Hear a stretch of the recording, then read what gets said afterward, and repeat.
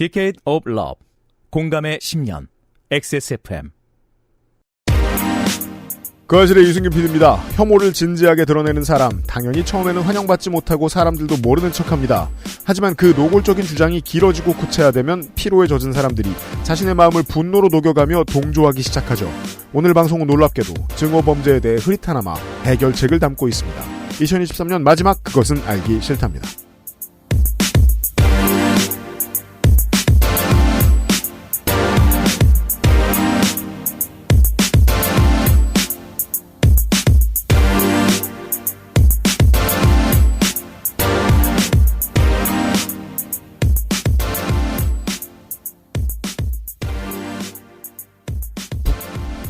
북은 잠시 후에 나오고 지금은 윤희입니다. 안녕하십니까. 북이 아닌 윤입니다. 네. 북은 지난주에도 나왔는데 이번 주에도 나오세요. 나 지금 큰 북이 나왔는데 이번엔 스웨덴 북이 나옵니다. 그렇습니다. 북인 더 노르트. 네. 북경영 소장하고 방송을 준비하기 전에 저는 언제나 걱정합니다. 재미없을까봐. 왜요? 아무도 모를까봐. 왜요? 그리고 이번 원고 같은 경우에는 너무 다 아는 얘기일까봐. 우리 사실 다 들어봤으니까 알잖아요. 아니었어요. 그쵸. 모르는 것 되게 많았고 지금의 사회를 살아가기 위해서 필요한 상식이 너무 많이 나왔어요. 심지어 학자들이 이미 80년 전에 연구를 해놨어요. 혐오에 대해. 크리에이티브한 거 만드시는 우리 청취자 여러분들 많지 않습니까? 창작에 도움이 될 만한 이야기들이 너무 많아요. 맞습니다. 오늘은 더해요. 들어보세요. 연말을 저희와 함께 해주셔서 감사합니다. 그런 생각이 드는 거예요. 범죄를 저지르는 사람은 왜 자기 손해를 감수하면서 그런 행동을 할까가 궁금하잖아요. 그렇죠. 범죄까지 저지르지 않을 놈들은 보통 혐오는 방구석에서 시작이 되잖아요. 방구석에서 각자의 혐오들을 한 줄씩 쌓아 올린 거에 그걸 방구석에서 보고 있던 사람이 경도가 심하게 되어가지고 저지르는 게 혐오 범죄일 텐데. 정치는 히키코모리와 아주 하이퍼텐션인 사람들이 어우러져서 만들어냅니다. 그러니까요. 예. 방구석에 있는 사람들이 이론을 만들어내고 메시지를 퍼뜨리면 성질이 급하고 밖에서 무엇이든 말하고 싶은 사람들이 나가서 꺼내서 이야기하고 그게 다시 방구석에 있는 사람들한테 퍼지고 이렇게 왔다 갔다 하는 거죠. 그 과정도 보시게 됩니다. 그것은 알기 싫다는 인생은 한방 원광디지털대학교 한방건강약선학과 용산의 아는 가게 컴스테이션 남해에서 온 바다보물 바보상회 독일산 맥주효모로 만든 데이지라이트 맥주효모 비오틴에서 도와주고 있습니다. 어렵진 않을까? 늦은 건 아닐까? 적지 않은 나이, 고민되는 배움의 길. 원광디지털대학교 한방건강약선학과에서 전문가로의 첫 발을 함께하세요. 2023년 12월 1일, 2024학년도 신입생 편입생을 모집합니다. 인생은 한방. 원광디지털대학교 한방건강약선학과. 평생 인텔만 썼는데 라이젠이 뭐냐고요? 컴스테이션에 문의하십시오. 주식회사 컴스테이션. 오징어잎, 아기 꼬리포, 흔하지 않은 마른 안주. 맥주만 있으면 뭐해? 술안주는 바보상회. 광고를 광고합니다. 매출을 원하는 광고주 모인 이곳 디지털 광고는 XSFM. 그거 아직 가사 모르죠? 저 이제 들려요. 아 진짜 알았어? 네. 아. 원래는 대출을 원하는 그거였잖아. 고조 모임이고 이랬는데 이거를 한 번 들리니까 들리더라고요. 아 고조 모임이 아니었어요? 매출을 원하는 광고주 모인 이곳이었어요. 아하. 그건 XSFM이에요. 그렇습니다. MBC가 우리 광고해준 거예요. 맞습니다. 대중을 만나기 힘든 관련 전문지 혹은 싼 것만 팔리는 포털 광고. 그렇죠. 진상이 많이 유입되는 유튜브 광고. 진상 바글바글해요. 모두 시도해 보셨으나 마음에 드는 결과를 요새 유튜브에서 우리 방송을 많이 유입됐잖아요. 진상 많아요. 진상 여러분 반갑습니다. 좀만 더 떠오시면 쫓겨납니다. 다가오는 2024년에는 XSFM을 만나보세요. 이제 사업을 하시는 여러분께 드리는 말씀입니다. XSFM과 새로운 꿈을 꿔보지 않으실는지? 이건 우리 광고 조물주의 광고 네. 담당 조물주의 메시지입니다. 광고 담당자의 메시지입니다. 10년의 노하우, 10년간의 신뢰도 XSFM에 광고를 하세요. 네. 그 알실 요파씨 그리고 새로 시작하는 음악 팟캐스트 앰플리파이드까지. 네. 2023년 한 해 큰 히트를 기록했습니다. 스포티파이에서. 그렇습니다. xsfm25gmail.com으로 광고 제품에 대한 소개와 함께 메일을 보내주시면은 저희가 응답을 해드립니다. 네. 이제 첫 응답부터 조금 더 친절하게 바꾸기로 제가 조물주하고 합의를 보겠습니다. 아 진짜요? 네. 바로 이 자리에, 지금 말씀드리는 바로 이 자리에 여러분의 광고를 실권자가 아무리 조물주일지언정 사장은 접니다. 네. 여러분의 광고를 싹싹 상담을 해드리도록 하겠습니다. 광고 주저하지 마시고 메일 주세요. 주저하지 마시고 광고 문의를 주세요.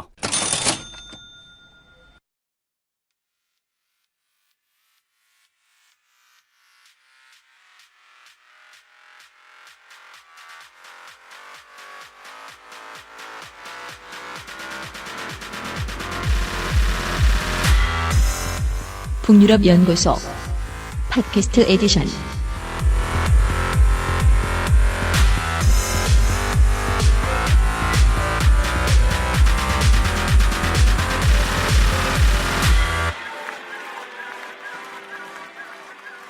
추우니까 북유럽 연구소 시간입니다. 이한치안이죠. 북극여우 소장과 함께하고 있습니다. 안녕하세요. 북극여우입니다. 근데 북극여우님은 항상 돌이켜보면은, 북유럽 연구소 해가지고 막 되게 이름도 뭔가 코지 할 것 같고, 휘바 할 것 같고, 그리고 목소리도 되게 나긋나긋 조용조용 근데 알고 보면 북유럽에서는 다들 살인을 당하고 있어요. 그러니까 매번 절망적인 이야기만 가지고 오시네요. 못된 일들이 많아요. 네. 그러게요. 근데 그거 아시죠? 우리나라는 막 발라드나 댄스 뮤직 재밌는 게 많지만 북유럽은 메탈이 강세지 않습니까? 그렇죠. 메탈 뜨개질 대회도 있죠. 북유럽 손 이상은 참 나한테 이상한 것만 가르쳐주고. 북유럽 EDM 쩔던데요? 그러니까요. 그러니까 뭔가 EDM 초강세죠. 네. 그리고 그 북유럽의 작곡가로 한번 대성을 하면 영원히 곡을 써요. 새 가수들의. 아니 맥스 마틴이 아직도 차트에 있는 게 말이 되냐고. 그쵸. 서른도급인데. 저 그거 불러주신다면서 제 뭘 나름 불러야? 정리했어요. 그 노래 뭐지? 그거 하시는 방송. 앰플리파이드 팟캐스트? 네, 제가 마음의 준비까지 했어. 네, 지금 가수들도 막 정리해놨어요. 세대별로. 알았어요. 저 김영대 평론가 바쁠 때 한 번쯤 갑시다. 이게 지도를 이렇게 보고 있으면 북유럽은 지도만 봐도 추워요. 네. 파란색은 다 얼어 있을 것 같고. 그렇죠. 근데 호수도 너무 많아. 호수 많죠. 예. 10만 개가 넘어요, 한 그러니까 나라에. 모든 도시엔 다 호수가 붙어 있어요. 네. 한 나라에 10만 개가 넘어요, 네. 호수가? 네. 그냥 하느님이 그 북유럽을 만들 때 포크로 팍팍팍 찍어놨어요. 그러니까 그 정도면 치즈죠. 그 구멍 많이 뚫린 치즈. 예, 그렇죠. 그 지도를 이렇게 쭉 보고 있으면 쇼핑이라고 읽나요?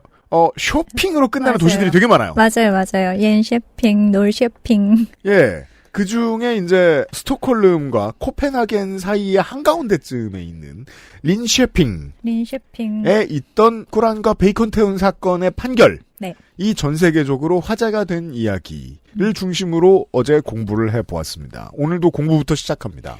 네. 어제 해드렸던 것 중에 중요한 것이 편견의 5단계, 증오의 피라미드요. 적대적인 말, 회피, 차별, 물리적 공격, 절멸, 제노사이드까지 가는 이런 5단계 말씀드렸는데 굉장히 탁월했던 것 같아요.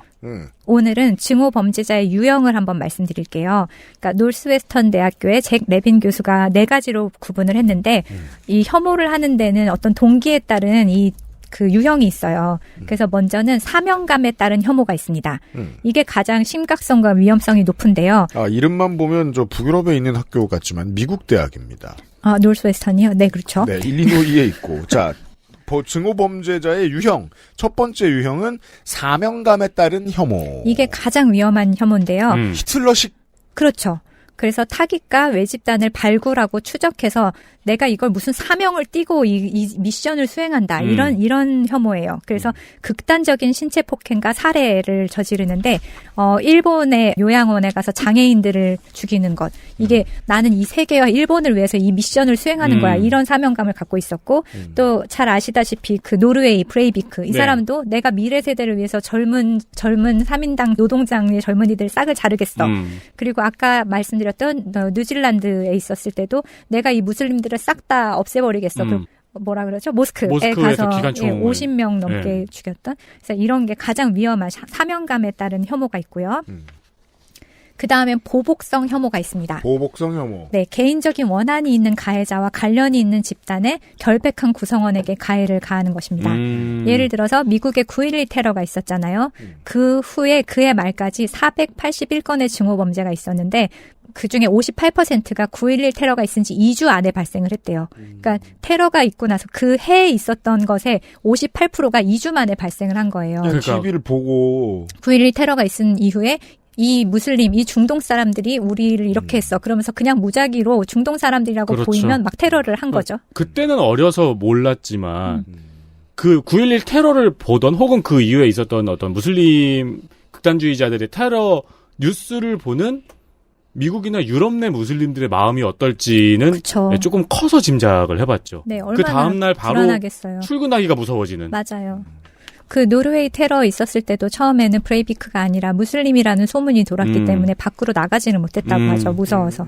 그래서 주로 거리에서 괴롭히고 일시적인 혐오자인 경우가 많고요. 네. 잦아든다. 이 네. 사람들은. 네, 왜냐하면 어떤 사건이 있으면 확 터지는 식으로 이렇게 되기 때문에요. 두 번째는 보복성 혐오자고. 그다음 세 번째는 방어적 혐오입니다. 그래서 자신의 이익이나 영역이 침략당하거나 위협당한다고 느낄 때 외집단이 내 집단의 상당한 영역 안으로 들어올 때 그래서 동네 이민자가 대거 들어오기 시작하면 원주민 텃세가 시작되고 따돌리고 괴롭히고 이런 일 있죠. 이런 게 방어적인 혐오예요. 그러니까 이건 완전 적극적으로 아까 조금 전에 보복성이나 뭐 사명감을 띤 이런 것처럼 적극적으로 괴롭힌다기보다는 누가 나를 침입했을 때 소극적으로 괴롭히는 거죠. 한국의 온라인과 소셜에서 되게 성스러운 성별 전쟁하고 있다고 생각하는 그 친구들이 이런 마음 많이 가지고 있습니다. 네. 네.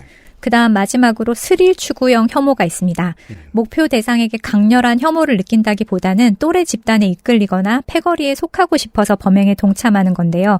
상대적으로 어리거나 젊은 나이대 영국에서 고스 분장을 한 10대 커플이 있었는데 10대 소년 무리가 이 사람들을 폭행치사한 일이 있었어요. 예를 들어 또 2008년 남아프리카 공화국의 여자 축구 국가대표였던 유디 시멜리엔이라는 유명한 사람이 있었는데 이 사람은 레즈비언이었거든요.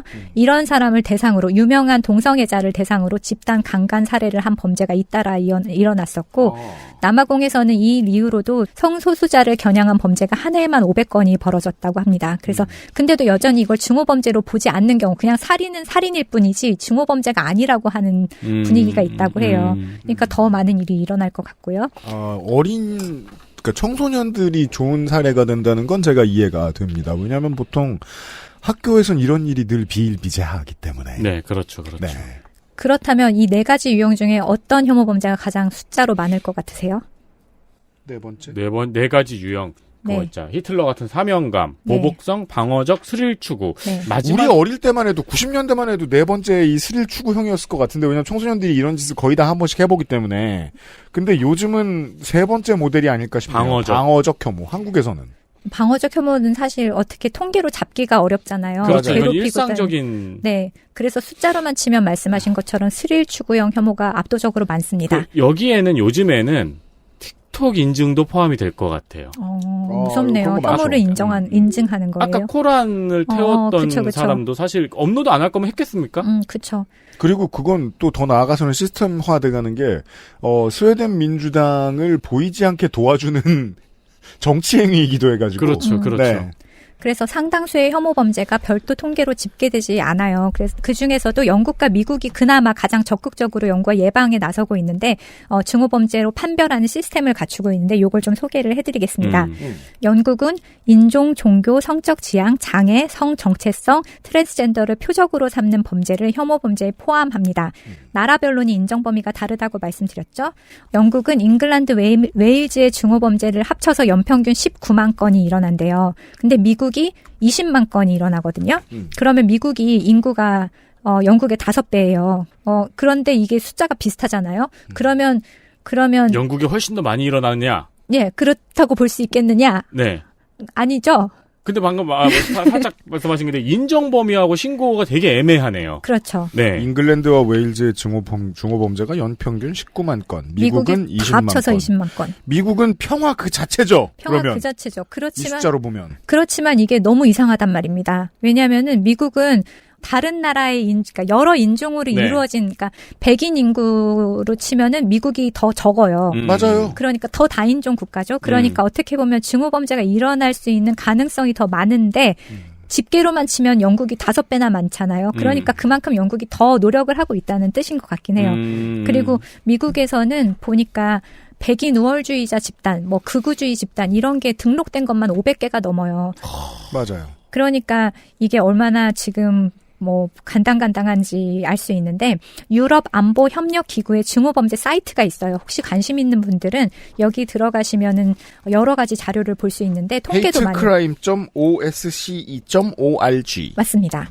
여기 들어가서 보시면 많은 자료가 나와 있습니다. 네. 그 성립 요건, 법 집행 기관의 할 일을 안내하는 법률, 피해자 조사, 분석, 지원, 통계를 바탕으로 경향을 추적하고 사건 초기와 신고 시 더 정확한 정보를 얻고 요소를 판별할 수 있음. 그러니까 이게 뭐냐면 이런 조사 통계가 있으면요. 이 통계를 내려면 이 통계에 속하는 성립 요건을 갖춰야 되잖아요. 그러니까 이거가 이 범죄자를 조사할 때 경찰이 어떤 매뉴얼대로 조사를 할 수 있게 되는 거예요. 그래서 더 정확한 정보를 얻을 수가 있고 그래서 여기에서는 이걸 집계하는 데 있어서는 경찰이 가장 중요한 역할을 합니다. 미국의 경우에 미국 경찰이 흑인에게 가혹행위를 한 경우에 이후에 인급 전화 신고 건수가 20%가량 감소했대요. 우리나라 치면 112 신고 건수가 감소를 하는군요. 네.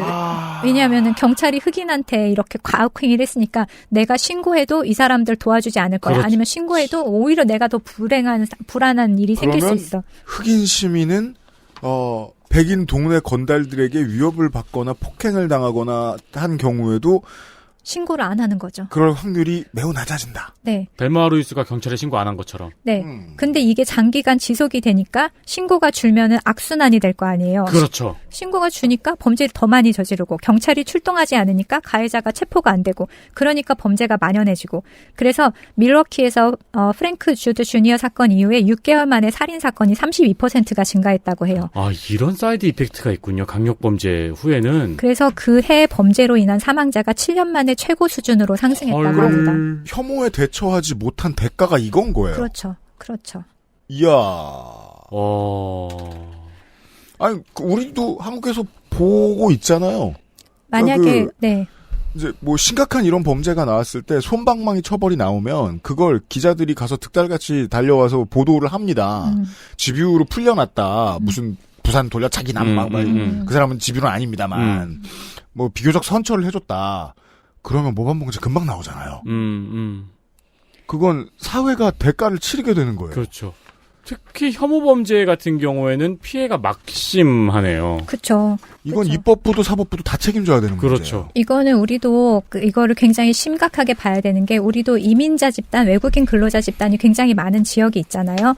만약에 그분들이 자기가 신고했을 때 제대로 처리되지 않거나 오히려 자기를 뭐 더 그렇게 숨죽이고 사는 거예요. 네, 부당하게 대했다면 신고를 하지 않을 테고 그렇다면 우리가 방금 본 것처럼 미러키에서 있었던 범죄율이 증가하고 오히려 더 악한 심각한 사태가 되는 일이 생길 수도 있다는 그리고 거죠. 만약에 들어온 지 얼마 안 된 분이라고 칩시다. 통역사는 있겠습니까? 그렇죠. 그것도 문제죠. 네. 그죠. 지지난호 시사인에 전혜원 기자 취재한 거 보시면은요. 외국인 노동자 지원센터가 사라지는 곳들이 많아요. 네. 근데 이게 지금 올해 사라지는 곳이 굉장히 많은 것 같습니다. 한두 해도 아니고 막 몇십 년째 일해 오신 뭐 베트남어 통역, 뭐 태국어 통역 이런 분들이 이제 일자리를 잃게 되시는 그 정도 수준의 문제가 아닌 것이 그 액션을 보면 넘어와서 수십 년째 일을 하고 있던 이민자들은 메시지를 받거든요. 네. 예. 그렇죠. 그러면 공공기관을 더더욱이 믿지 않게 되고 네. 나중에 결과적으로 이런 문제들이 돌아올 수도 있는 거예요. 정부가 헤이트 크라임을 방조하거나 키워주고 있는 꼴이 되는 거죠, 그러면. 그렇죠. XSFM입니다. 자, 지금부터 머리라는 단어를 입 밖에 꺼내면 죽는 거야. 데일리라이트 맥주 효모? 야! 그건 머리에 좀... 말할 수 없는 고민? 직접 확인해보세요. 데일리라이트 맥주 효모. 인생은 한방.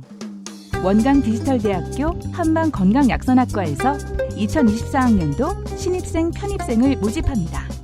보건교육사, 산림치유지도사, 약선시기 지도사 등 전문가로 성장하는 당신을 만나보세요.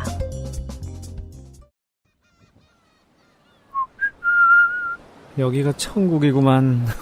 바닷소리 좋고. 시원하다. 어디? 맛 좋다. 여보, 지금 거실에서 뭐해? 신선한 남해바다의 맛. 맥주만 있으면 뭐해? 술안주는 바보상회. 연말입니다. 술을 드셔야죠. 하지만 지금 바보상회를 시키면 연초에 받으시게 됩니다. 뭐 어떻습니까? 연초에 술 안 먹을 겁니까? 연초에 술 먹어야죠. 연말 연초 쏟아지는 술자리. 오붓한 당신들의 모임에 가장 친근한 안주가 되어줄 바보상회. 우리 지난번에 공개방송 4월달에 500회 공개방송 그 아저씨를 해보니까 네. 알게 된 게 연말에 회식할 때는 에어비앤비를 빌리는 게 낫겠어요. 차라리. 술 먹기도 좋고. 술 먹기는 좋은데 그렇죠. 근데 또 옛날 20대 같으면은 다 같이 먹고 다 같이 거기서 자는데 지금은 또 다들 집에 가니까. 그렇죠. 그럼 이제 너랑 상준이랑 저랑 정규직들 그게 기분이 치우고 자고 아침에 그게 기분이 안 좋더라고요. 그렇더라고. 네. 그건 그래. 아침에 일어나는데 여기가 어디지? 그게 기분이 좀 안 좋더라고요. 예. 하지만 굳이 끝까지 남아준 성가비를 봐서라도 열심히 청소했던 기억이 나네요. 네. 다음 주 방송은 성가비와 함께 하겠습니다. 마른 안주의 끝 혼술 전체 세트. 1인 가구를 위한 혼술 타노스 세트.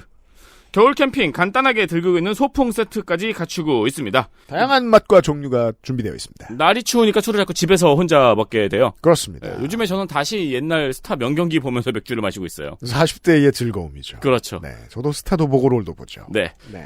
집에서 혼술 그리고 가족과 오붓하게 마실 수 있는 안주 바보상회를 찾아보세요. 저는 이제 휴가를 갔다 와서 밀린 게임을 해야 돼가지고 술을 마시면서 앨런 웨이크 2회차를 했죠. 또 하셨어요? 그게 좀 익숙해져야 이게 방송하는 즐거움이 있지 않을까? 아무래도? 방송을 하시려고 계속 연습 중이시구나? 예. 근데 방송하겠다고 하니까 트위치가 한국에서 갔어요. 네, 갔어요. 아니, 그래서 아프리카 TV 해야 돼. 재빨리 안 돼! 이러고 재빨리 튀었어요. 아니지, 그냥 유튜브로 하는 게 낫겠다. 아무튼. XSFM 최초로 게임 생방을 할 텐데, 그때 바보상의 안주 사다 놓고 대기 타시기 바랍니다, 청취자 여러분. 그게 XSFM에서 하는 거예요? 그렇지. 저는 그냥 사장님 개인적으로 하는 줄 알았어. 회사 돈이에요, 그거, 슈퍼챗 받으면은. 받을 수 있나, 우리 회사? 아무튼. 바보상에서 안주 사서 기다리세요. 기다리세요. 사례를 하나 소개해 드리려고 하는데 아까 네. 우리가 4가지 혐오의 유형 중에 스릴 추구형 혐오가 가장 많다고 말씀드렸죠. 그 사례를 하나 말씀을 드릴게요. 2007년 영국의 랭카스터 지역의 20살 소피와 21살 로버트의 이야기입니다. 가끔 고스 모임에 참석을 하던 친구들이었어요. 고스가 뭔지 모르시는 분들도 있을까요? 고스룩. 예스. 왜 관 모양의 가방을 메거나 허옇게 하고 꺼멓게 입고 다니고 그렇죠. 손톱이 길고요. 손톱도 꺼멓고요. 머리 막 염색해가지고 탈색하거나 해서 따은 머리 아니면 새까만 머리를 닦거나 그리고 코와 입에 피어싱하고 이런 분들이죠. 검은 옷에 번쩍번쩍한 그렇죠. 드라큘라 같은 느낌. 은색 액세서리도 굉장히 많이 하고 그리고 데스노트처럼 입고 다니는 분들 그렇죠. 그렇죠. 네, 근데 이런 사람들이 얘기해보면 엄청 순박한 경우가 많죠. 유리멘탈이죠. 네. 그래서 소피아 로버트가 그런 고스룩을 하는 친구들이었는데 얘네들이 주유소에서 10대 소년들을 만나서 이야기를 나눠요. 그러다가 스케이트보드장에 같이 가자. 그래서 거길 갔는데 그곳에 있던 다른 무리 중에 16살, 15살 소년 둘이 주동이 돼서 로버트를 폭행을 하기 시작합니다. 남자친구를 막아선 소피도 무참하게 폭행을 당해요. 부상이 너무 심해서 구급요원들이 왔을 때 두 사람의 성별을 알아볼 수도 없을 정도로 피가 난자 있었다고 합니다. 그럼 이건 부상이라고 부를 수 있는 수준에서 상상할 수 있는 정도 다친 건 아닌 거예요. 가해자는 자신의 행동을 자랑을 했어요, 오히려. 그리고 그때 소피는 사망을 했고 로버트는 뇌기능 장애를 얻게 되었습니다. 이 일이 있고 나서 판결이 내려졌는데 판결문을 한번 읽어주세요. 판사의 톤으로. 판사 톤 제가 아는 판사 톤은 그렇진 않아요. 일방적인 공격의 유일한 이거 완전 너무 편견이다. 그럼 편견 없이. 네. 확신하건대 이 일방적인 공격의 유일한 이유는 로버트와 소피가 생김새나 옷차림에서 피고인 그리고 그의 친구들과는 다르게 외모가 두드러졌다는 것이다. 그렇죠. 이 사건을 접한 사람이라면 누구나 충격과 분노를 느낄 정도로 끔찍하다. 짐승이 무리를 지어 사냥할 때라도 정당한 이유, 먹이를 얻는다는 명분이 있다. 피고들은 그런 이유가 전무하기에 그날 밤 피고인들의 행동은 인간성 자체를 퇴보시켰다. 야, 참 글 잘 썼네요, 판사. 진짜 종종 느끼는 건데 판사란 사실 글을 쓰는 직업인 것 같아요. 맞아요. 그건 그래요. 네. 예, 말 가지고 만드는 아까 저 말투가 저를 판결한 저 재판장의 말투랑 훨씬 더 가까웠던 것 같아요. 네. 제가 아까 잘했네.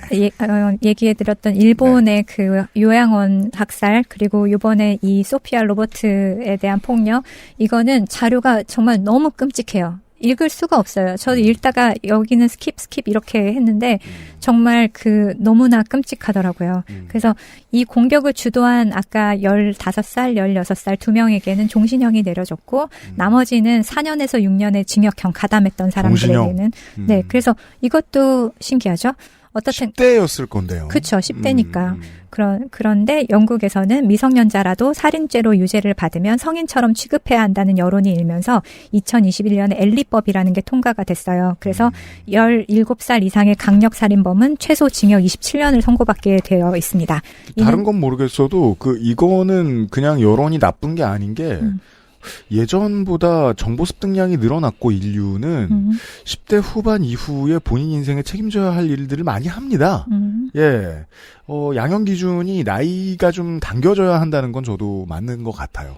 어떤 범죄에 따라서는. 저는 지금 다른 충격을 받았는데 네. 옛날에 뉴스 아카이브에서도 얘기했던 미국에서 동성애자를 살해했던 사건이 있었어가지고 찰리 하워드 사건이었던 건데 제가 찾고 있던 거는 그래가지고 관련된 검색을 해보려고 했는데 전 세계 그리고 우리나라에서 성소수자 살인 사건이 정말 많이 일어나네요. 그렇죠. 생각보다 정말 많이 일어나고 지금 있어요. 검색을 하다 놀랬네요. 네. 네, 한국도 많습니다. 되게 자유롭게 아우팅하는 분위기지만 그만큼 증오가 만연해 있다는 뜻이겠죠. 보스턴에서 발생한 169건의 증오범죄를 조사해서 가해자들의 동기를 밝힌 연구가 있었습니다. 첫째, 증오범죄의 3분의 2가 청소년들의 열광심리와 폭언과 폭행 등 단순 난동에 의한 것이었다. 아까 4가지 증오 중에 가장 많은 게 4번째 스릴 추구형이라고 했잖아요. 증오범죄의 3분의 2가 이렇게 청소년들의 열광심리, 폭언과 폭행 등 단순 난동에 의한 것이었습니다.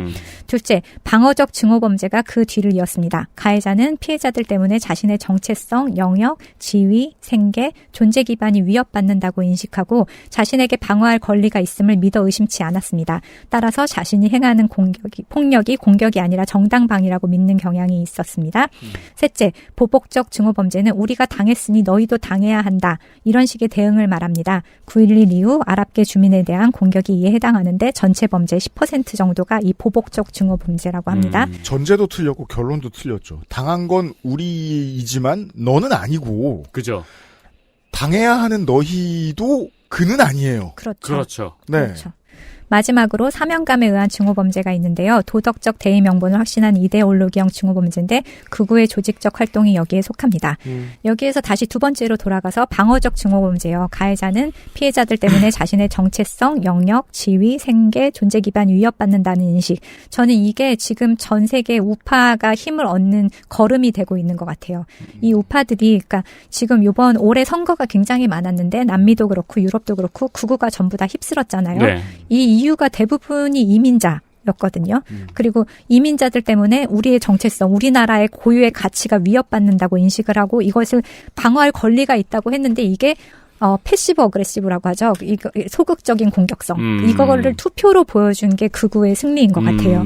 참 신기한 세상이네요. 옛날에는 이민자 이슈는 영국하고 미국에만 있었는데 전 세계가 이러고 있는 거는 말이 안 되잖아요. 맞아요. 정치에 대한 얘기를 좀 할 건데요. 아까도 우리가 잠깐 얘기했지만 정치가 어떻게 증오를 더 가속화할 수 있는지 트럼프 이후 증오 범죄는 매년 최고 기록을 세우면서 늘었습니다. 그렇죠. 조지 부시가 집권한 2008년 최고를 찍었던 증오 범죄는 왜냐하면 조지 부시도 인기를 얻는 수단으로 전쟁을 확대시킨 사람이기 때문에 네. 전범이었기 때문에 아주 나쁜 사람이죠. 사실 조지 부시가 그런 전쟁을 일으킬 때마다 또 그 전쟁 지역 인종에 대한 혐오 범죄가 발생할 수도 있고요. 맞아요. 그래서 그때가 최고를 찍었던 때인데요. 그리고 그 이후 오바마가 집권한 8년간은 줄어드는 듯 했으나 트럼프 집권 이후 매년 기록을 갱신하며 늘었습니다. 트럼프는 부축이죠. 말을 그렇죠. 할 때마다. 미 연방수사국의 통계에 따르면 2019년 7,314건의 증오범죄가 발생했습니다. 2008년에는 7,783건. 이후 최고치로 트럼프 대통령이 재임한 4년간 증가 추세가 최고 매년 이렇게 갱신이 된 거예요.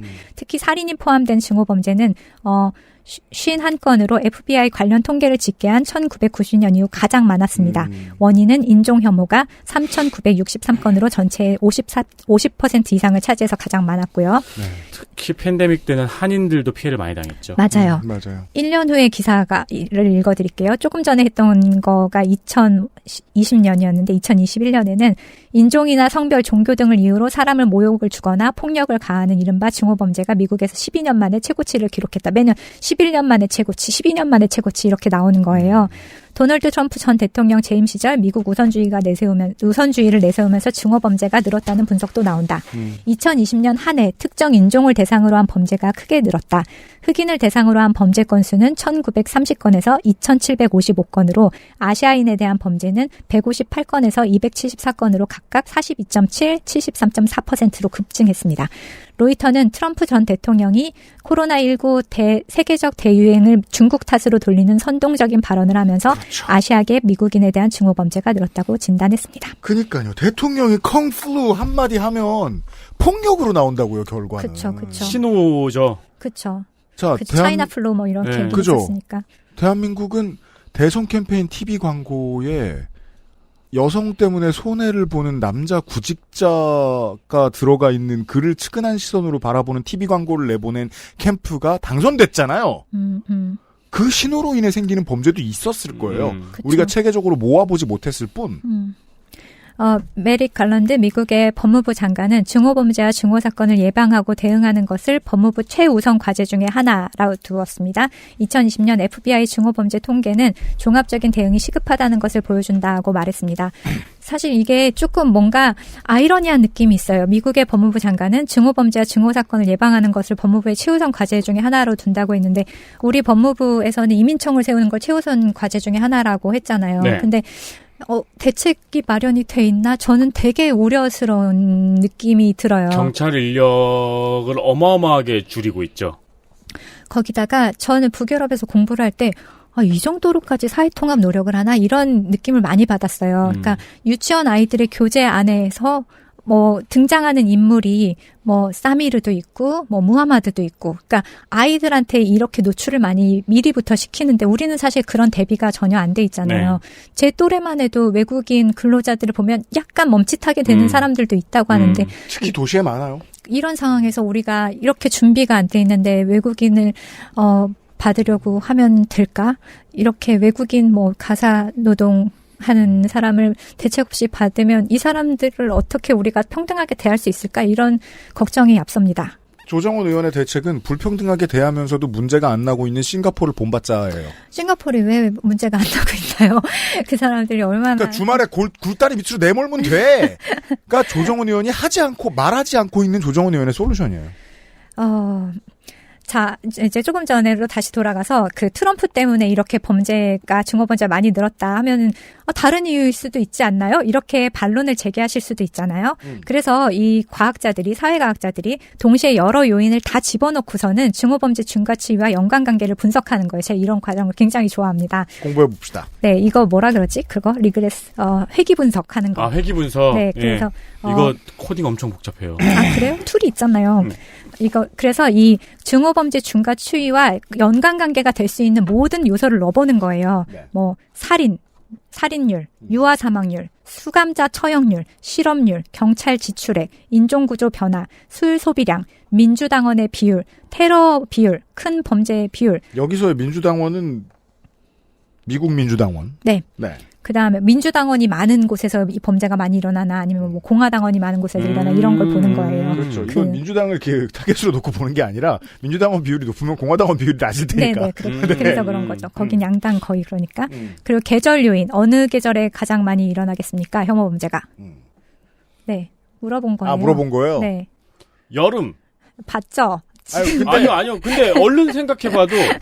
근데 또 미국 그 대륙의 겨울은 눈이 너무 많이 와서 싸우기 좀 그래요. 그렇죠. 맞아요. 야외 활동이 왕성하고 이런 증오범죄는 보여주려고 하는 그런 게 있잖아요. 그렇죠. 그러다 보니까 맞아요. 야외 활동이 많은 여름에 가장 많이 일어납니다. 사람은 짙은 사연이 있으면 사람들 많은 데 가서 뭘 해요? 그러니까요. 네. 에밀 디르켐의 자살론을 보니까 그것도 그렇더라고요. 여름에 많이 일어나더라고요. 그래요? 네, 한낮. 우리는 막 밤이나 이런 때 자살을 더 많이 할 것 같잖아요. 자살은 표현이기 때문이죠. 모든 테러의 경우에 테러 직후 중호범죄가 증가했습니다. 그리고 잦은 언론 보도와 큰 상관관계를 가졌는데요. 이것도 중요해요. 언론의 역할이 얼마나 중요한지. 무려 상관관계가 지수가 0.81이 나왔거든요. 1이면 완전 1이 나온다는 거는 상관관계에서 1 증가하면 1 들어가면 1 나온다는 거죠. 그렇죠. 0.8이니까. 그놈이 범인인 거예요, 1이면. 네. 그러니까요. 0.81이면 거의 범인인 거예요. 거의 범인인 거죠. 그렇죠. 이런 보도가 한국으로 생각해보죠. 자극적으로 나오고, 막 특정 편향에서 누가 잘못했으니까 범죄의 피해자가 되지, 이런 느낌을 주는 표제를 막 집어넣는 그런 기사들, 심지어 통신사 기사, 네. 메이저 언론 기사에서도 볼 수 있잖아요. 네. 그런 거 읽고 있으면 소셜이나 저 커뮤니티 사이트에 내가 이런 몇 명 사람들을 죽이고 무슨 스스로 산화하겠다, 이게 되게 사회에 중요한 일인 것처럼 글 쓰는 애들 있죠, 요즘. 꽤 많아요. 그래서 이렇게 방송을 할 때도 저는 너무 조심스러운 거예요. 이거를 내가 너무 자세하게 말해도 될까? 이걸 말하면 혐오가 더 생기지 않을까? 누군가를 막 증오하게 되지 않을까? 이런 걱정이 되게 많이 드는데. 그럴 때 방송쟁이의 중요한 테크닉 중에 하나가 우리와 먼 커뮤니티 얘기를 하는 거예요. 북유럽 같은? 이를테면. 또 하나의 예를 말씀드릴게요. 이 네. 트럼프와 관련된 2019년 8월 텍사스주 엘파소의 월마트 매장에서 20대 백인이 쏜 총탄에 맞아 23명의 시민이 사망한 사건이 있었습니다. 백인 우월주의 총격 범죄로 대표적인 예로 꼽는데요. 텍사스주의 앨런에 있는 자기 집에서 차를 몰고 11시간이나 운전을 해서 엘파소에 온 뒤 AK-47 소총으로 월마트 매장에 있는 쇼핑객을 향해 총을 쏘았습니다. 범인은 일부러 사람이 붐비는 오전 10시를 택했습니다. 당시 희생된 23명 대다수는 히스패닉계 주민이며 그중 8명은 멕시코 국적자였습니다. 범인은 히스패닉을 미국 사회에서 떠나도록 하는 게 목적이었다고 범행 동기를 밝혔습니다. 범행 직전 히스패닉의 침공이라는 내용을 담은 성명서 매니페스토를 온라인 커뮤니티 게시판에 올린 점 등을 근거로 중호범죄 혐의 50건이 적용된 90개 혐의에서 검찰의 구형대로 각각 종신형을 선고받았습니다. 각각 종신형. 영원히 있으라는 거죠.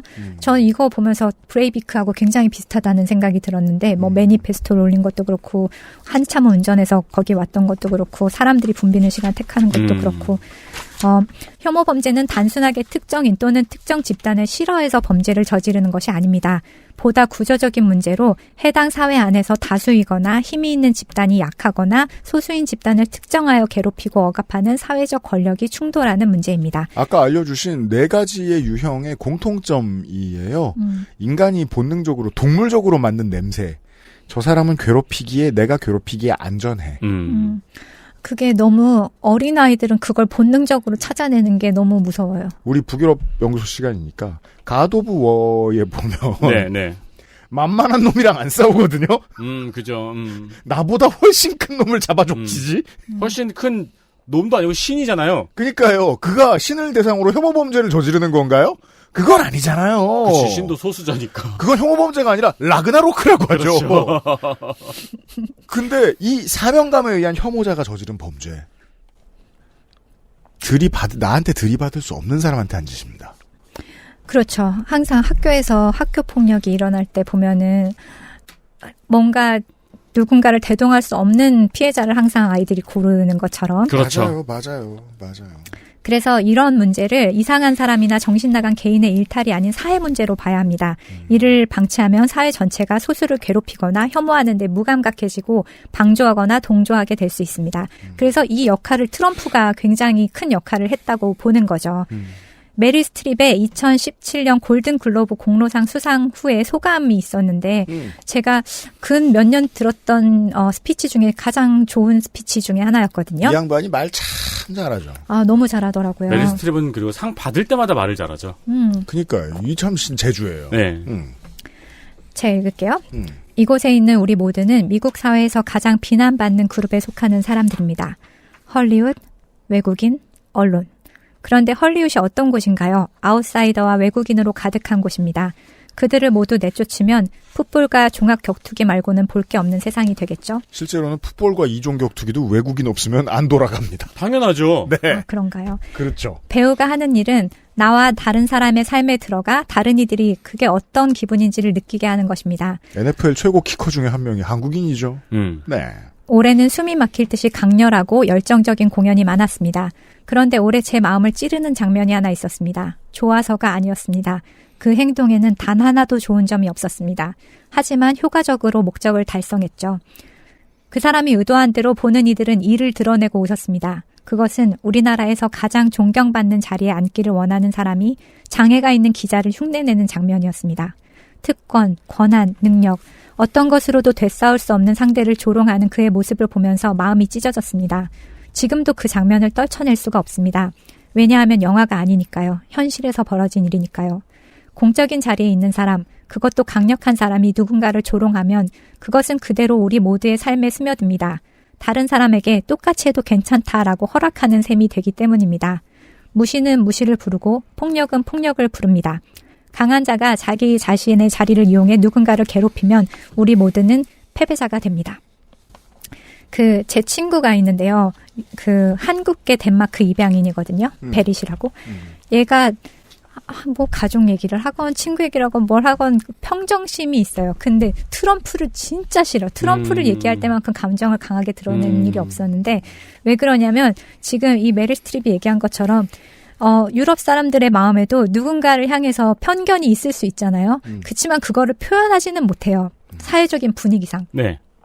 우리도 똑같이 그렇지만 근데 트럼프가 그걸 표현하는 분위기를 만들어줬다는 거예요. 그래서 트럼프를 엄청 싫어하고 증오하는데 재미있는 거는 이 친구가 한국계 입양인이잖아요. 그래서 한국에 왔을 때 그 태극기를 가방에 이렇게 붙이는 거 있죠. 네네네. 그걸 달고 싶다고 그걸 사더라고요. 그래서 제가 이거 그냥 덴마크 갈 때 붙여. 여기서는 지금 붙이지 마. 그랬더니 왜 그러냐고. 그래서 너 이거 지금 여기 태극기 달고 다니면 오해받을 수 있다. 되게 극우 또는 현 대통령을 매우 지지하는 사람? 이런 사람은 오해받을 수 있다. 트럼피 같이 보인다. 처음에 여기까지 얘기했을 때는 뭐 대통령을 되게 지지하는 사람처럼 극우처럼 보이고. 전혀 예상 못했네. 그럴 수 있구나. 그랬더니 그때까지만 해도 뭐 어때? 뭐 재밌잖아. 이러다가 그리고 또 하나 이걸 하면 너 트럼프 지지자처럼 보일 수 있다. 그랬더니 그러면 안 되겠다면서. 그거를 그러니까 이게 저 구말리 바깥에 있는 사람들한테 그걸 설명해 주기가 어려운 게 전우석 감독 인터뷰 때 우리 그런 얘기 나눴었잖아요. 한인타운, LA 코리아타운에 이제 이민 1세대이신 어르신들이 박근혜 대통령 지지자이고 박근혜 대통령이 탄핵을 당했을 때 탄핵 무효 집회를 하셨는데 그 자리에서 박근혜 탄핵 무효와 트럼프 지지를 동시에 외쳤다. 그러니까요. 따라서 LA에 있는 태극기는 트럼프 지지를 의미했거든요. 실제로 많은 한국 대도시의 시내에서 어르신들이 들고 다니는 태극기도 트럼프 지지와 동일한 느낌을 가집니다만. 네, 거기다가 또 트럼프 지지 태극기, 성조기와 함께 이스라엘기가 등장하는 것도 맞아요. 등장합니다. 맞아요. 등장했어요. 네. 네타냐후 지지도예요. 무섭네요. 참네. 네타냐후 대 팔레스타인 전쟁이라고 부르는 게 옳습니다. 그렇죠. 그렇게도 볼 수 있을 것 같아요. 왜냐하면 이스라엘 시민들도 다수는 원하지 않거든. 맞아요. 그리고 진짜 저는 이걸 하마스 전쟁이라고 부르는 게 이해가 안 가는 게 죽어가는 사람들이 다 팔레스타인 사람인데 다시 돌아와서 네. 뉴욕타임즈에 따르면 트럼프 대통령이 사용한 인종차별적인 언어 표현이 실제 범죄에서 확인되었다. 그래서 정치가 증오범죄에서 큰 역할을 한다 이렇게 썼고요. 2016년 트럼프 당선 이후에 혐오범죄 가장 큰 증가폭이 바로 9.11 이후라고 해요. 9.11보다 더 강력한 트럼프. 네. 그래서 트럼프 지지 카운티에서 혐오 범죄가 크게 증가했다고 합니다. 트럼프 득표를 더 많이 한 동네를 가지고 조사를 해봤군요. 네. 아까 민주당, 공화당 이것처럼 혐오 범죄가 늘었다. 네. 그래서 트럼프를 강하게 지지한 곳일수록 혐오 범죄도 크게 증가했습니다. 그러면 더 참극인 게 보통은 인구 밀도가 낮은 지역이고요. 여촌야도 같은 게 있단 말이에요. 미국도. 그리고 보통 촌에 들어온 사람들은 정착한 지 오래된 사람들이 아니면 처음에 이민 왔을 때 농촌에서 일을 해야 된다는 어떤 의무를 지고 들어온 분들이거든요. 아무것도 모르는 조용한 동네, 아무것도 모르는 상태에서 조용한 동네에서 당하셨을 가능성이 높은 거죠. 그렇죠. 맞아요. 그래서 증오범죄는 인종이 섞여 있는 것보다 백인이 다수인 지역에서 발생할 가능성이 훨씬 높다고 해요. 그러니까 이것도 권력의 문제라는 거겠죠. 또 이방인의 유입이 증가되는 것이 눈에 띄고 이것을 위협으로 감지한다고 합니다.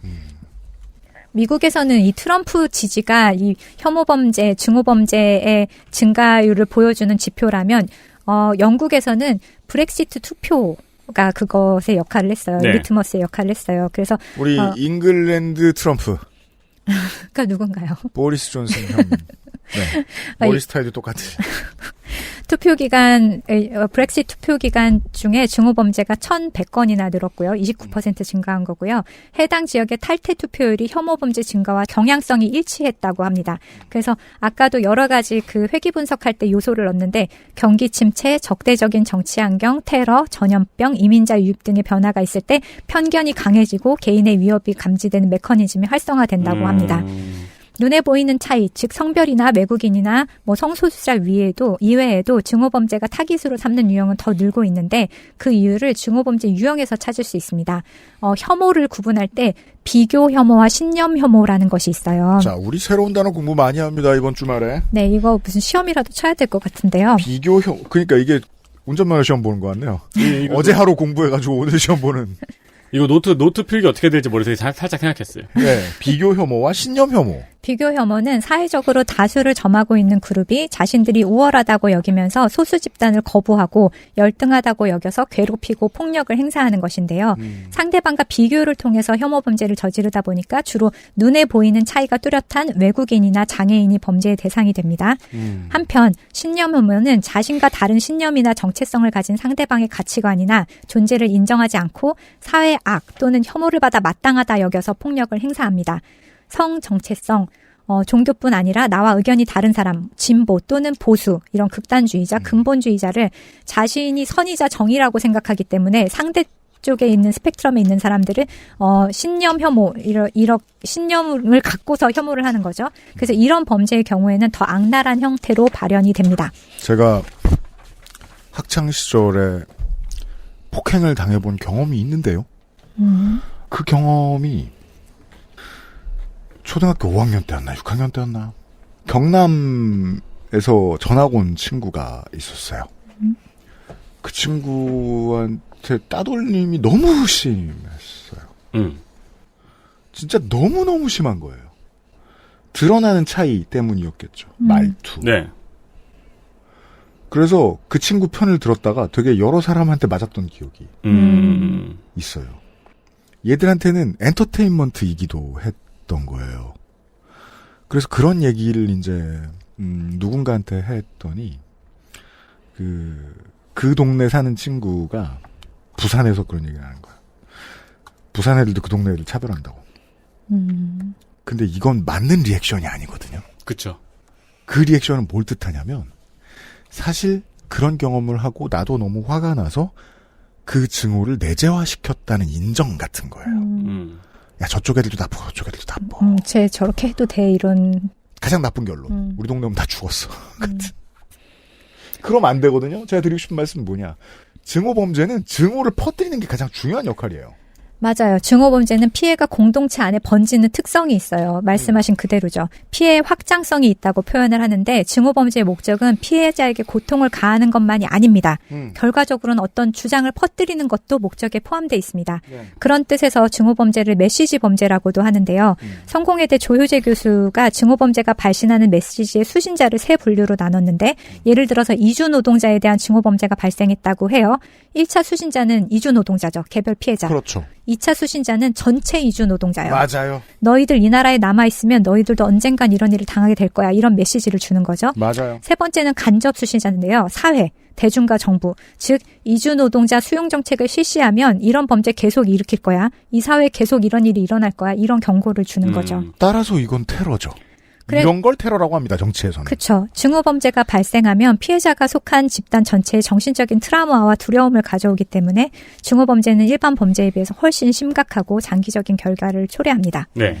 어떤 성소수자가 증오범죄의 피해자가 됐다는 뉴스가 나온다면 누구보다 성소수자인 사람이 느끼는 공포가 크겠죠. 그렇죠. 이게 비슷한 맥락이 2016년 강남역 사건이에요. 이 CCTV를 보면 남성이 오면 가만히 있다가 여성이 들어오길 기다려서 범행을 하잖아요. 그렇죠. 그러니까 이건 이 특정 여성이 아니라 여성이 아니었다면 당하지 않았을 범죄이기 때문에 이게 100%죠. 증오범죄라고 하는 건데 뭐 나에게 또는 내 여동생이 여자친구 또는 아내에게도 일어날 수 있을지 모르는 일이기 때문에 우리 사회에 더 크게 다가왔던 것 같아요. 그래서 이 강남역 사건이 어떤 기준이 되었는데 그 전까지는 모르는 이에게 당한 피해를 거의 묻지마 범죄로 통칭을 했거든요. 그래서 이걸 증오범죄로 규정하지 않았었어요. 그 전까지는 그냥 묻지마 범죄라고 불렀죠. 15년에 그 일이 있고 8년간 천천히 개화되기 시작했달까요? 아, 이런 게 증오범죄구나. 이런 게 증오범죄구나. 적어도 묻지마라는 말은 쓰지 말아야 되겠구나. 네, 그래서 그 묻지마로 그냥 통칭하던 거를 증오범죄로 규정하기 시작한 시를 예가 왜냐하면 됐고. 범인은 겁나 물어봤거든요. 그렇죠. 그때 이 묻지마라는 워딩이 그래서 큰 논란이 되었죠. 네. 경찰에서 계속 이 묻지마라는 언론도 그렇고 고집을 해서. 그래서 피해 집단 구성원들의 주관적인 경험과 위험의 예감을 과소평가해서는 안 되고 예방에 힘을 써야 합니다. 미국은 이미 1990년에 증오범죄 통계법이 제정이 됐고 법무부 장관 책임하에 혐오범죄 데이터를 수집을 하고 공표를 합니다. 실태를 정확히 파악하고 대책을 마련하자는 취지가 담겨 있는 것인데요.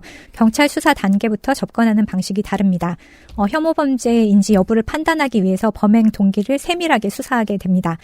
그 아까 말씀드렸듯이 이런 통계가 생기면 이 통계에 넣기 위해서 요소들을 다 물어봐야 된다고 했잖아요. 네. 네. 그런 매뉴얼이 생기기 때문에 이런 범죄를 더 잘 이해할 수 있고 예방할 수 있게 되는 거죠. 사회학적 대처 능력입니다. 네. 그래서 11월 달에 이 보고서를 발표를 해서 올해 거를 찾아봤어요. 아, 2023년 11월에 낸 보고서가 있다. 네. 그러면 2022년 증오범죄 보고서가 나오는 거예요. 네. 좋아요. 보시죠. 전체 11,635건의 증오범죄 중에 동기가 인종에 대한 증오범죄가 60%고요. 종교로 인한 범죄가 17.3%, 동성애로 인한 범죄가 17.2%, 종교랑 동성애 거의 비슷하네요. 장애가 1.5%, 그러니까 주요 동기는 인종, 종교, 그다음 성적 지향성이라고 보면 되겠죠. 그러네요. 증오범죄의 피해 대상은 50% 정도가 흑인입니다. 그 다음에 백인이 피해 대상인 경우가 15.7%, 그 다음 히스패닉과 라티노인 경우가 14.1%, 아시아계가 4.4%, 가해자는 51%가 백인, 그 다음에 흑인이 가해자인 경우가 21%입니다. 이걸 읽고 싶으면 실제 미국 사회에서 이 인종이 어느 정도 수준을 차지하고 있는지랑 비교해서 보면 좋습니다. 네. 네. 그래서 요 통계를 보면은, 사람을 향한 범죄인가, 아니면은 재물이나 재산을 손괴한 범죄인가, 이런 게 있고. 아, 그러네요. 네. 그리고 아까 인종에 대한 것도 있고요. 그 다음에 이게 어디서 많이 일어나느냐도 있어요. 그래서 집 근처에서 가장 많이 일어나는 것 같고. 집 근처에서 26.8%. 네. 그 다음에 교통, 길거리, 도로, 뭐 이런 데서 15.7%가 일어나고 학교에서 10%. 그렇죠. 그다음 공원에서 5.8, 그다음에 레스토랑에서 2.7, 그다음에 교회 뭐 이런 종교 기관 있잖아요. 시나고그 뭐 사원 이런 데서 3.6% 일어나고 운동장에서도 일어나네요. 3.3%. 그래서 이런 통계를 우리도 빨리 잡아야지. 아, 이런 장소에서 이런 사람들에게 이런 범죄가 많이 일어나는구나. 이런 걸 알 수 있다. 아예 증오범죄에 대한 대비가 전혀 안 돼 있는 나라군요. 이렇게 들어보니까 생각해보니까. 우리나라가요. 네. 그렇죠. XSFM입니다.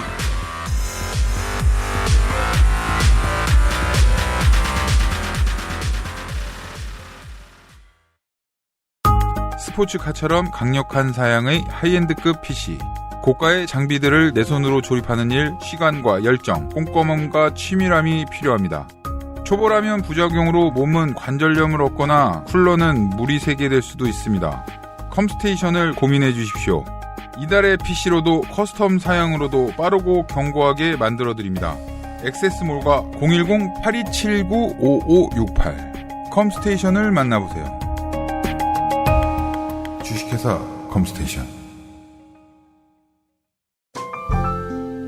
오랜만에 엄마 보고 왔더니 마음이 짠하더라고. 허리도 많이 굽어지고 주름살은 어찌 그리 많이 들었대. 그래도 전에는 머리숱 많았었는데 지금은 그마저도 휑한 느낌인 거야. 엄마, 아들이 잘 챙겨드리진 못해서 죄송해요. 이제부턴 그중 하나만이라도 제가 챙겨볼게요. 그거 있잖아요. 그거. 말할 수 없는 고민? 직접 확인해보세요. 데일리라이트 맥주 효모.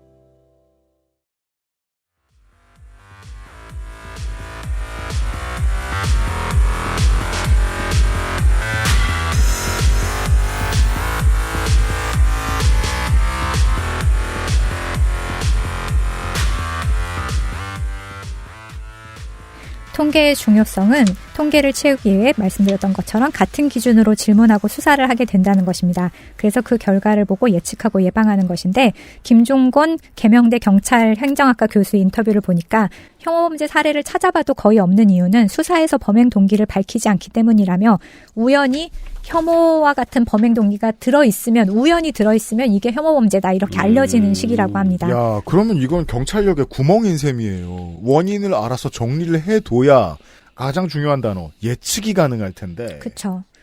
그리고 또 저는 이것의 그 동기라든지 이걸 봐야지 아까 우리가 5단계 중에 어디에 지금 많이 있는지를 볼 수 있을 것 같거든요. 그래서 통계를 수집해서 얼마나 많이 어떤 유형으로 혐오범죄가 일어나는지를 확인을 해야 됩니다. 그러려면 수사기관 및 법원에 혐오범죄에 대한 교육을 실시하고 혐오범죄를 가중처벌하도록 제도화해야 한다는 의견이 나오고 있는데 제가 실제로 판결문을 많이 찾아봤는데 보니까 재판부 재량으로 가중처벌을 합니다. 네, 가중처벌을 하고 있긴 하더라고요. 우리나라에서요? 네, 그래서 요거 우리 하나씩 읽어볼까요? 법관들의 이야기인데 공원 벤치에 앉아있던 중국 동포를 폭행한 사건. 오로지 피해자의 국적을 이유로 저지른 이른바 혐오범죄로 결코 용납돼서는 안 된다. 이러면서 가중처벌했나 봐요. 네, 이거 다 가중처벌했더라고요.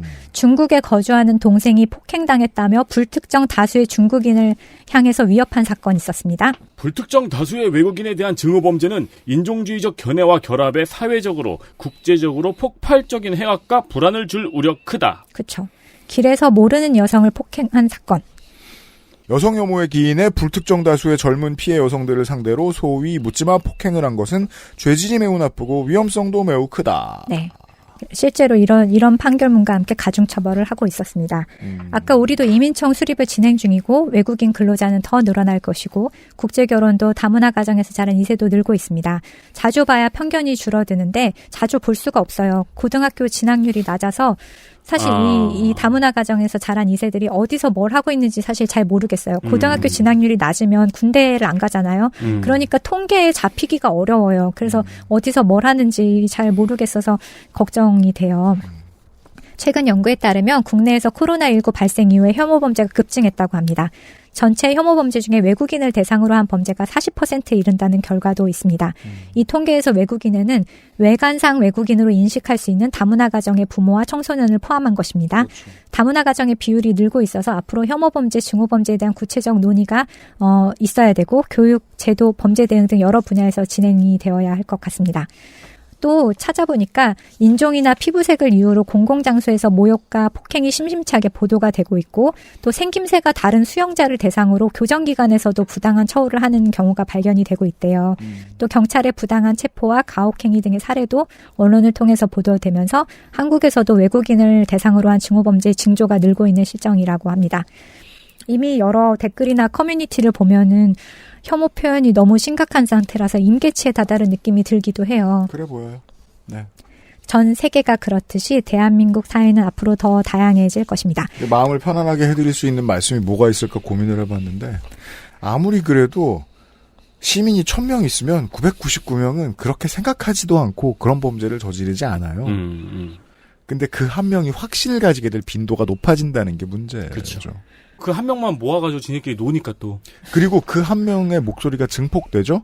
그러면 999명이 정치적으로 다른 생각을 하게 될 수는 있어요. 그러니까 트럼프가 당선이 되는 겁니다. 네. 트럼프를 찍어준 50%가 넘는 국민들이 다 그 짓을 하고 돌아다니는 사람들은 결코 아닐 거란 말입니다.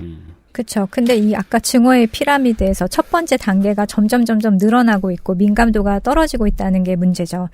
혐오가 계속 진화를 하니까요. 나쁜 방향으로.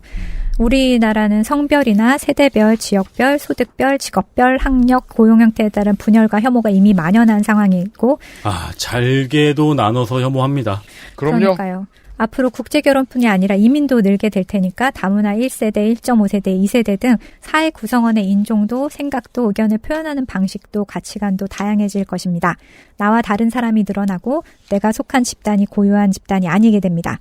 특히나 대한민국 사회는 남들 하는 거 다 해야 되고 나랑 조금만 다르면 이상하게 보거나 따돌리기도 합니다. 그렇죠. 집단 이기주의도 있어서 다양성을 인정하는 분위기가 형성되지 않으면 각 집단 간의 오해와 충돌이 늘겠죠. 혐오의 대상이 상대적인 것이라서 누구도 자유로울 수 없다는 뜻이 됩니다. 그렇습니다. 찾아보니까 다양성과 다양성의 일부로 노출되는 것이 굉장히 중요하더라고요. 다양성에 일부러 노출되기. 아이가 태어나서 보는 사람들의 피부색, 처음 보는 책에 등장하는 관계, 어린이 책과 방송에서 보는 인물, 부모와 교사가 알려주는 고정관념이 뇌에 녹아 들어가서 우리, 그들, 내 집단, 외집단 형성에 영향을 미친다고 해요. 특히 미국의 어린이 프로그램은 진짜 정확히 섞어 놓더라고요. 그쵸. 인종을. 뇌과학자들에 따르면 편견이 학습이 되는 거래요. 그래서 보통 14세, 14살 사춘기 전까지는 인종 등에 대한 차이가 뇌가 이렇게 부정 반응이나 위협 감지를 하지 않는데요. 그래서 12살 이전에 다양한 인종이나 문화나 관계 등에 노출이 되고 어울리면 편견에 따른 위협 감지 효과를 제한할 수가 있다고 합니다. 네. 아까 말씀드렸듯이 스웨덴 유치원이나 초등학교의 교과서에 다인종이 나오거나 뭐 부모의 관계 같은 것도 되게 다양하게 나오거든요. 우리처럼 엄마 아빠로 나오는 게 아니라 심지어 그냥 페어런트 1, 2로 나오기도 해요. 그러면 누가 페어런트가 될지 남성이 될지 여성이 될지 남남이 될지 이런 것도 잘 모르는 거죠. 그리고 이 재미있는 실험이 하나 있었어요. 로버스 케이브 실험이라는 건데요. 무자퍼 세리프라는 한 심리학자가 있었는데 이게 무려 1954년에 했던 실험인데 굉장히 재미있는 실험입니다. 두 무리의 백인 소년 무리를 로버스 케이브 주립공원 캠핑장에서 경쟁을 시키는 실험을 통해서 편견과 인종, 성적 지향 장애 등의 다름이 아닌 제한적인 그러니까 이런 편견이 뭐 성별이나 뭐 지향이나 이런 게 아니라 자원이 제한된 곳, 경쟁이 치열한 곳에서 있으면 편견이 강해진다는 걸 입증하는 실험이었어요. 그래서 이 두 무리의 백인 소년, 여기는 호모지니어스하죠. 그냥 같은 집단이죠. 네.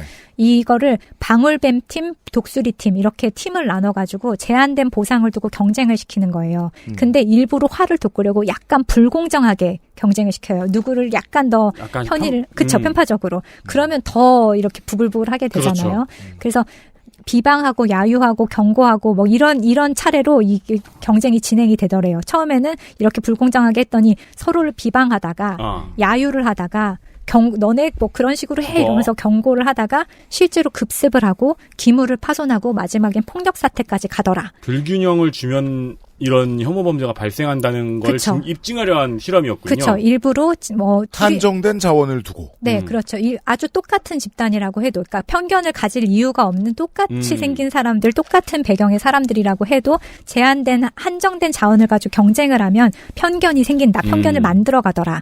그래서 동일 집단이라도 한정된 자원을 주고 경쟁하는 상황에 처하면 서로를 혐오하고 폭력으로 이어질 가능성이 있다. 서로를 일부러 구분해가면서 독특한 문화와 속성을 키워간다.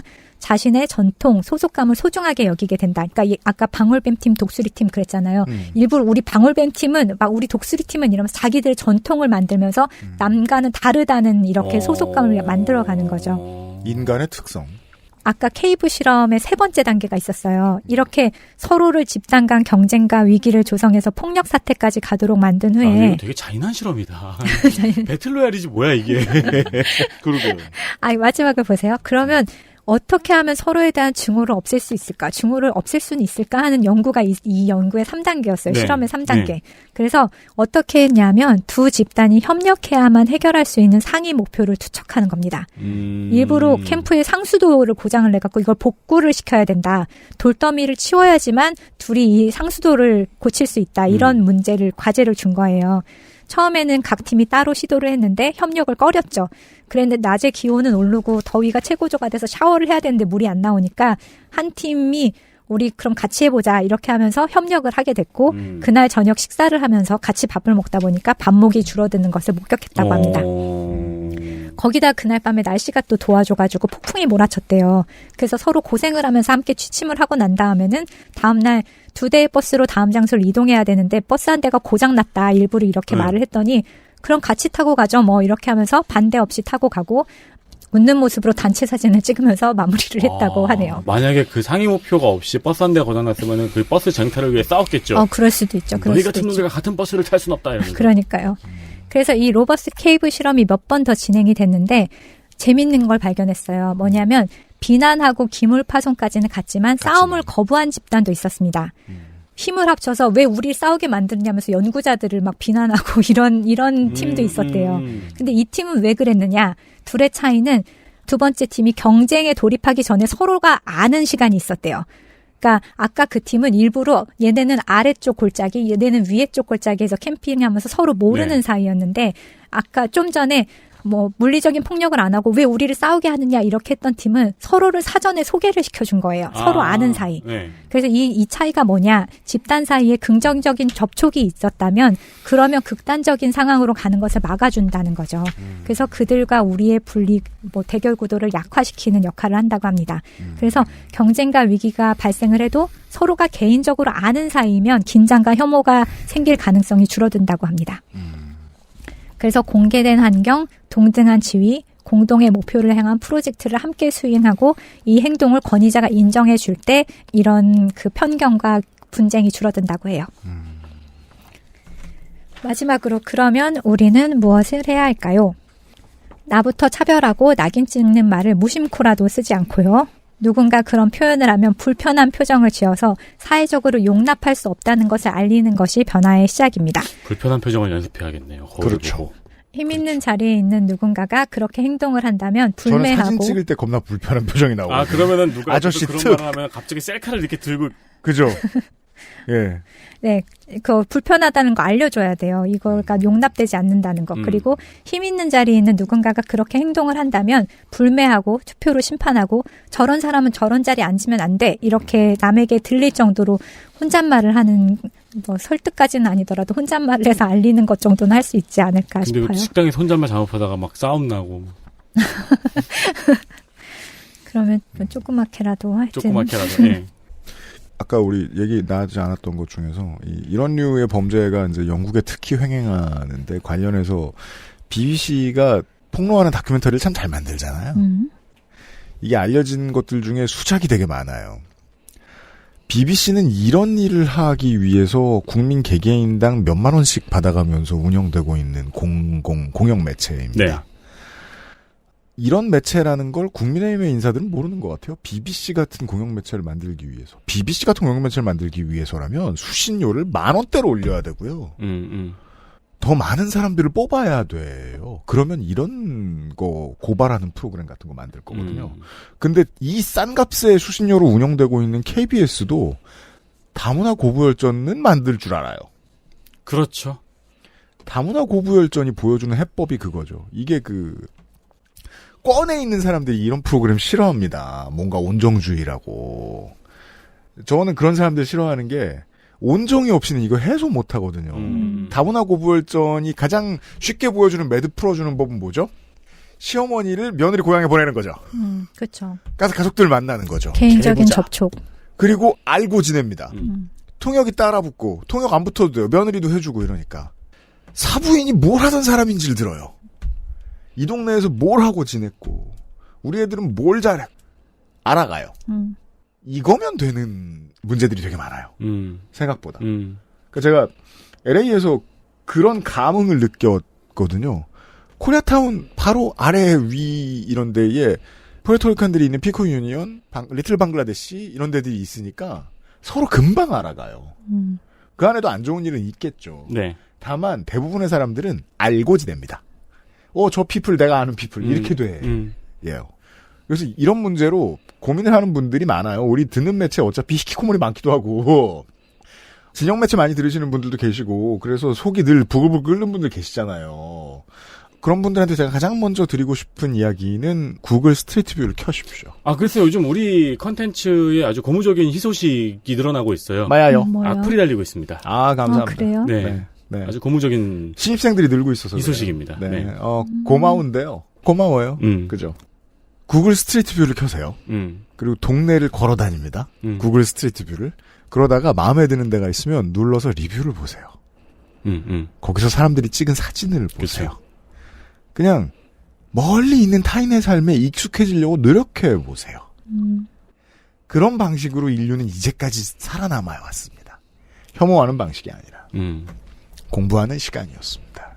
제가 지난번에 그 추리소설 속 그 여성의 역할 변화 그거 하고서 재밌는 연락을 받았어요. 악플이 늘어난다고 하셨지만 저는 재밌는 연락을 받았는데 그걸 듣고 굉장히 고민이 생겼다. 그러면서 드라마 작가인 분이 연락을 하셨더라고요. 네. 앞으로 만드는 드라마 안에서 여성을 어떻게 그려야 될지 이게 세계적인 화두이기도 하고 한국의 콘텐츠가 워낙 인기가 많으니까 그래서 이런 고민을 하게 됐다 이런 말씀을 주셨는데 저는 반가운 고마워요. 리뷰였었죠. 네.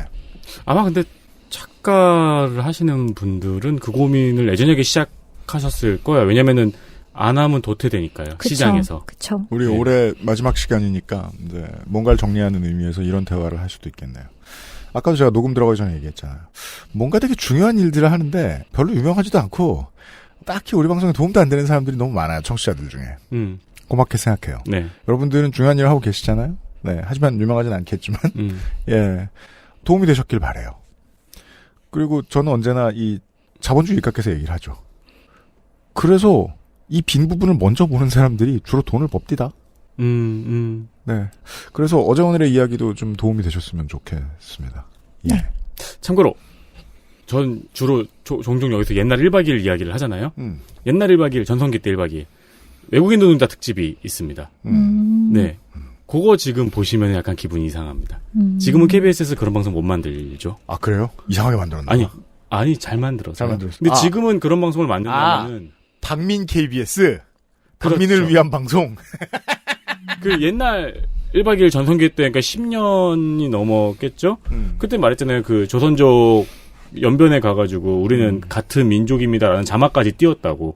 지금 그걸 KBS에서 할 수 있겠냐고요? 박민의 방송에서는 못하죠. 네.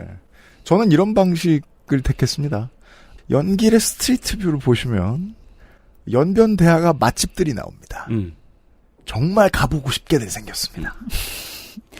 그 스트리트 푸드 파이터 보셨어요? 아니요. 그 보시라니까 연변편. 그치. 스트리트 푸드가 재밌는데. 네. 저는 그 이민청 얘기가 나왔으니까 저는 정말로 걱정이 되거든요. 북유럽처럼 이렇게 사회통합에 노력을 하는 곳에서도 지금은 이민 문제가 너무 심각하고 지금 북유럽 스웨덴이 총기 사고가 엄청 많아졌어요. 왜냐하면 이민자가 너무 많은데 이 사람들이 사회에서 자기들 생각에는 정당한 대우를 받지 못하고 차별받는다고 느끼기 때문에 조직폭력배가 돼서 약물 굉장히 유통하는 허브가 스웨덴이 돼버렸거든요. 근데 저는 한국이 어떤 지금 이렇게 준비가 없고 우리 안에 차별의식이 가득한 가운데 우리랑 생김새마저 다른 이민을 받으면 너무 큰일이 생길 것 같아요. 그냥 저소득, 저임금 노동자를 잔뜩 데려올 생각만 하고 있다면은, 이런 사회 불균형과 혐오범죄가 발생하거나 아니면 마약 허브국처럼 그런 부작용이 발생을 할 가능성이 높겠군요.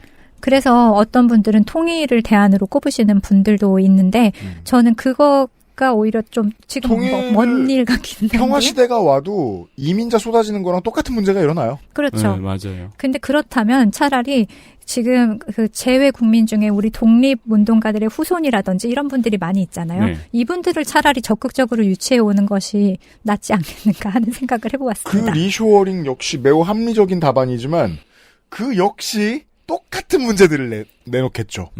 네. 중앙아시아에, 미크로네시아에, 만주에 있는 우리 동포들 다시 들어오라고 하는 거.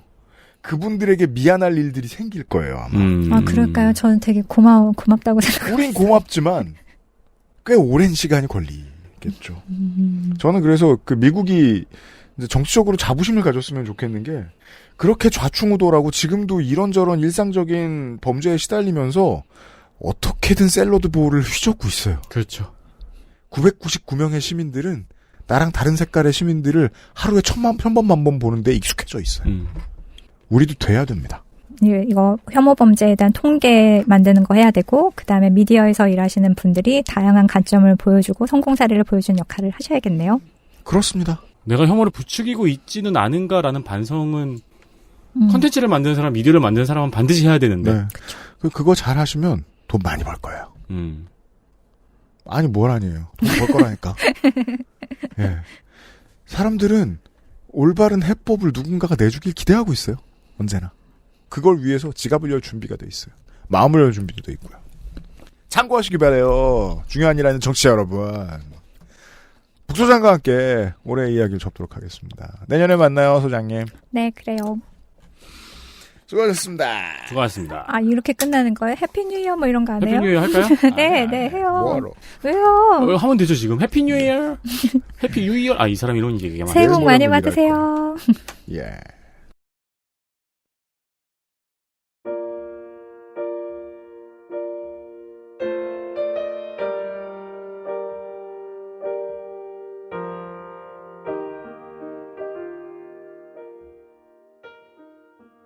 일단 어디 보자.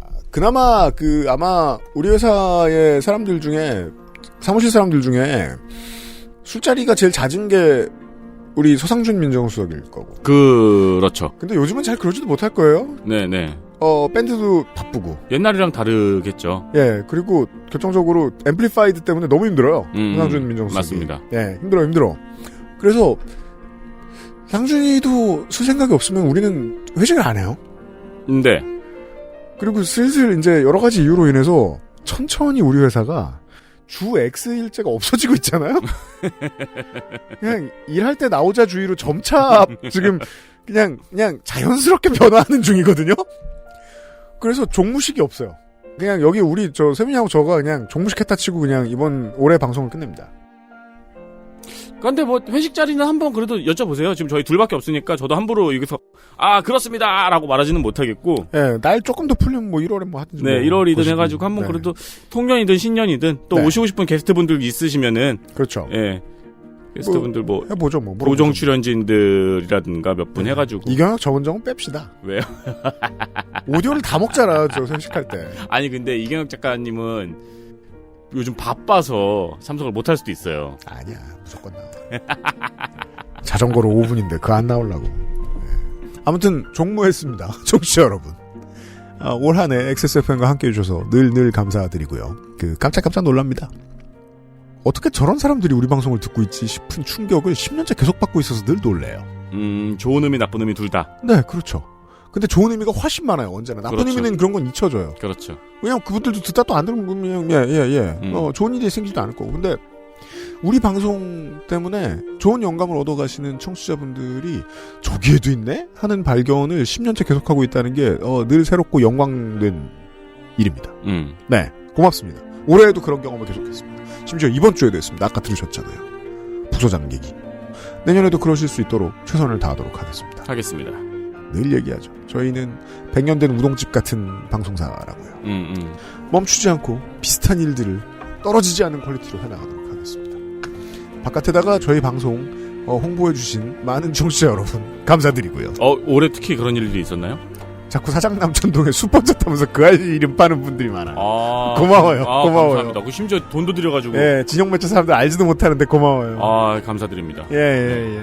그 외에 많은 영업해주신 여러분들 감사드립니다. 여러분들 덕분에 잘 지내고 있습니다. 네. 내년에도 여러분들 잘 지내실 수 있도록 도움드리도록 하겠습니다. 늘 그렇듯이 새해에는 1월 중에 첫 방송 늘 이런 거 하죠. 올해부터 달라지는 것들로 다시 인사를 드리도록 하겠습니다. 535회에 다시 만나 뵙도록 하겠습니다. 윤세민 네트와 유승균 PD였습니다. 서상준 민정수석이 편집하고 있는 XSFM의 시사교양 프로그램 그것은 알기 싫다 2023년 순서 마무리합니다. 고마워요. 안녕히 계세요. XSFM입니다. I, D, W, K